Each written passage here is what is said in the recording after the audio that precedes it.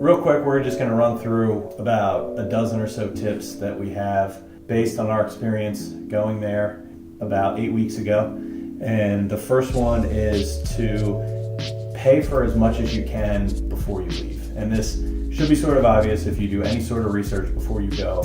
None of your credit cards and none of your debit cards are going to work once you get down there. So it's cash only. Being cash only, you obviously want to pay for as much as you can before you go. So obviously your plane ticket is paid for. You should have paid for wherever you're staying beforehand. So if you're doing any tours or excursions based out of hotels where you might be able to contact them beforehand and pay for that before you went, the cash you bring is the money you have.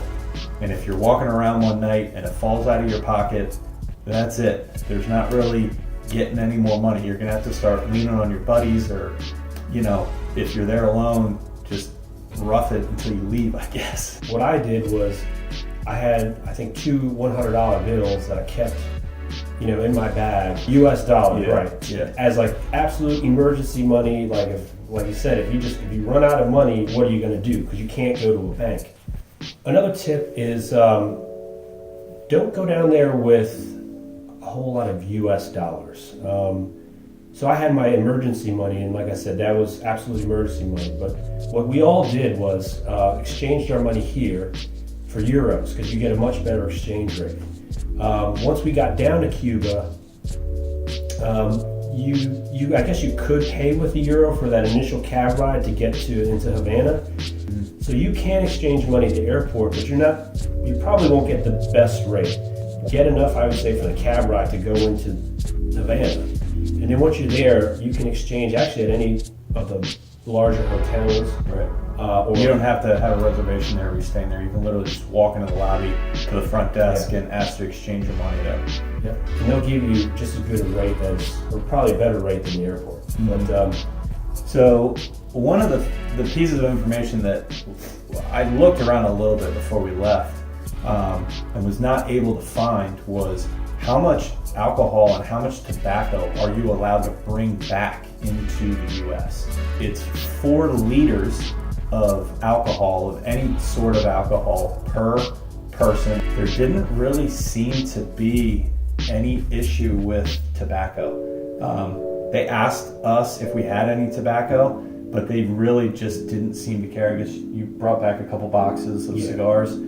I did buy some alcohol duty free, but the problem was when the lady didn't put the receipt inside the bag. With the duty-free bag, they have to be able to see the receipt. It's got to be facing outwards. Well, in mine, there was no receipt.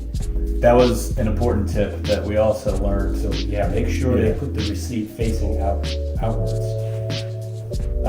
You know, it was a little dicey there. Right. So I'll go ahead and admit it. So I was the carry-on bag. I checked my bag, and in my bag, I had 9 bottles of rum.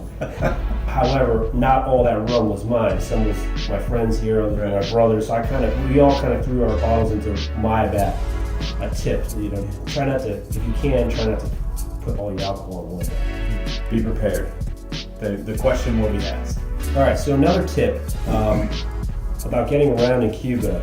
Don't think of it like you would here in the U.S., where you get in a taxi. And you pretty much know how much you're going to pay beforehand, or even like an Uber, for example. So in Cuba, it's totally different. You set the price, and that's kind of a hard concept for some people to wrap their mind around. But if you hail a cab and you tell them I want to go over here, you have to tell them the price. To get around most places, 10, 15 CUCs. If you're going real far, maybe 20, like across town somewhere. But the tip here is don't get in the cab and say, how much is it to take me to this place, to the beach, or wherever. It'll be double. Yeah, they'll gouge you if you do that or take advantage of you. I think 10 or 15 bucks got us like 90% of where we went the whole time we were there. Yeah. And just another side note about the taxis, 40s, 50s American cars. Most of those cars are taxis.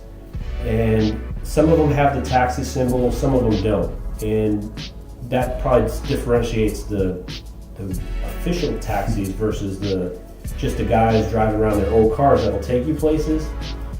But for the most part, the old cars you see are taxis.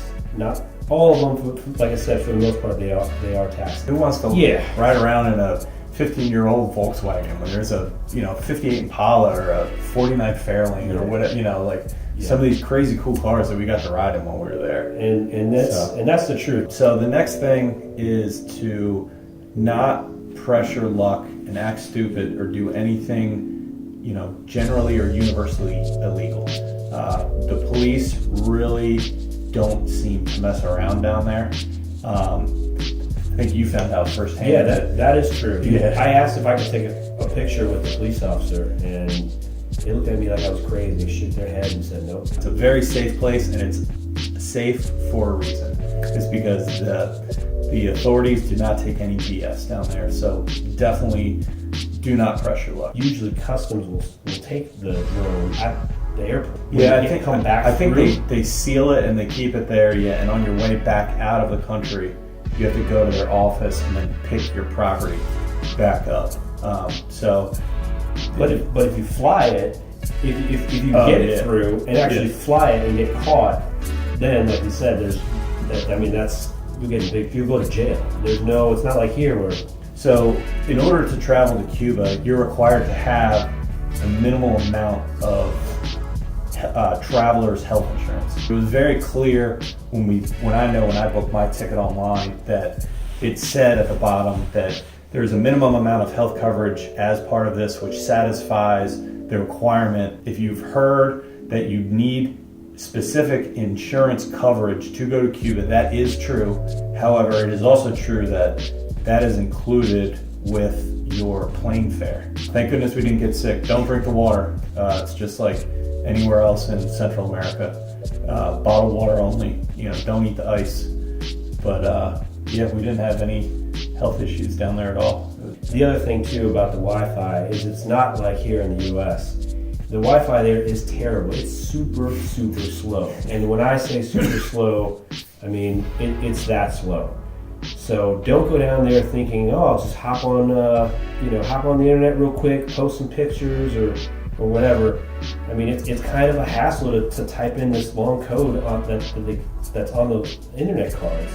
And then sometimes you type in this long password and it doesn't work, or it doesn't recognize the card, or doesn't recognize the number, and it's frustrating to say the least. You forget the network the last time you logged on and all your time is gone. One final thought for me is I speak Spanish, and my brothers also speak Spanish, and we went with them. If you don't speak any Spanish, then it may be a little difficult at times to communicate. Once you get outside of the city, I say your chances of meeting locals who speak English goes way down.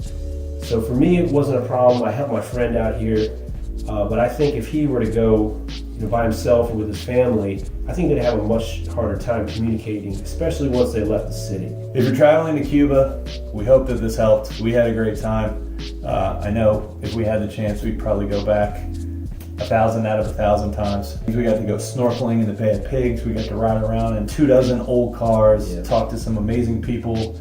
If you have the chance, very affordable. Plane ticket was less than $400 round trip. Bags included, the whole deal, all in.